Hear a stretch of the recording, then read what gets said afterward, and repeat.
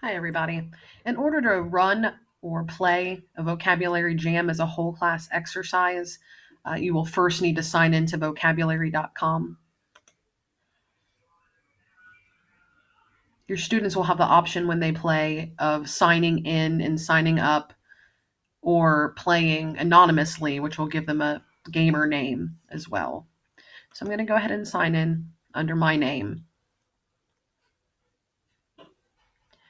One of the main reasons I never used the teaching component of vocabulary.com is that I didn't want to purchase the full version. So I pretty much used it as best I could. So if you click on lists, it doesn't mean just your list, it means any list that exists. And then type in the title, Is Lying Bad for Us? That'll give you access to the words for that Atlantic Monthly article. You have to scroll down past the advertising to Is Lying Bad for Us?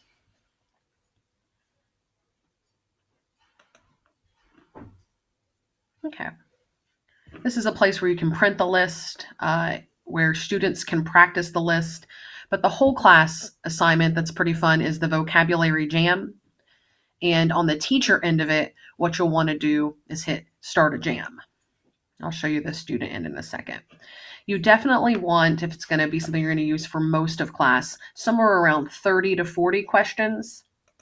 I typically set it at its easiest level, and then even the slow is very, very fast. The slow will circle through the questions automatically, but if you want to work with your students or read them or ask them what they think, no time limit is the best to go. How many teams? I've never really mattered. I always just did 2, and then random assigning of teams.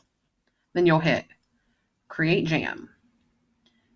Now, students will need to go onto their laptops and not go to vocabulary.com, not try to do anything fancy, but simply to enter this URL into the web browser and making sure also that they know the jam code.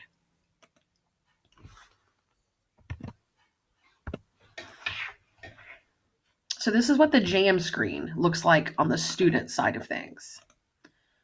Now, if they already have an account or if they click sign in through Google and make an account, it won't really affect what you're doing in class one way or the other. It would just affect how their results go in for you. I use this not as an assessment or a pre-assessment, but just an activity for practice. So 021, 029 is the jam code. So this is what it looks like on the student end.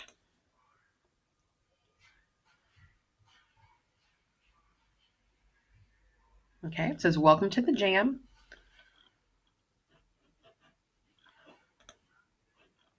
Okay, hit start this jam. You do have to have more people, so I can't really start the jam and play through it. So let me put one more person in on my phone.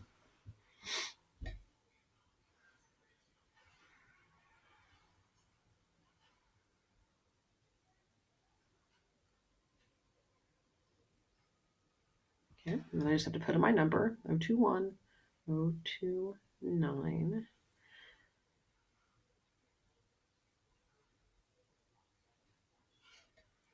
Okay. Well, it seems like we have one player on Team Blue. Let's see if it'll let me start it now. One more try here.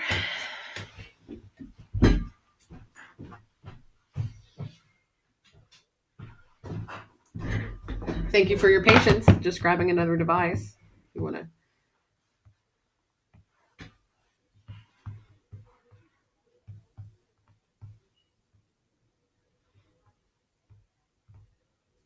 Okay. So this would be your second student that's logging in, and they still need the code 021 029. Join the game. Okay. So once you have enough people, I suggest, if you want stress-free, that you tell the kids that they need to play anonymously, and at the end of class you get their names, like what animal they were. You can pass around a piece of paper and have them sign as they're playing the jam what their team is, what team name they are, and then what their username was. So on the student side, when you go to play,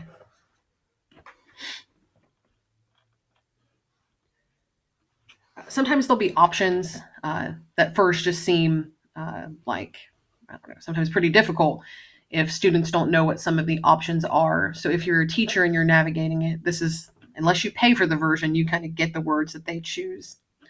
So you'd say ensure, and then sometimes I'll tell kids, well, it's not that one, or I'll tell them what some of these words mean, and then we'll have them select them.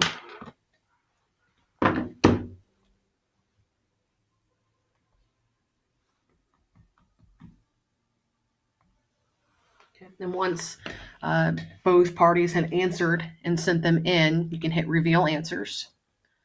You can do that at any point, even if someone's taking a really long time as well. And then they get points if they were able to answer it correctly, one way or the other. Then there'll be a recap of some way. Ensure is a verb that means to make certain of. And then the questions will change. This one's not asking necessarily what context is, but if you begin to think about context, what might it help you determine?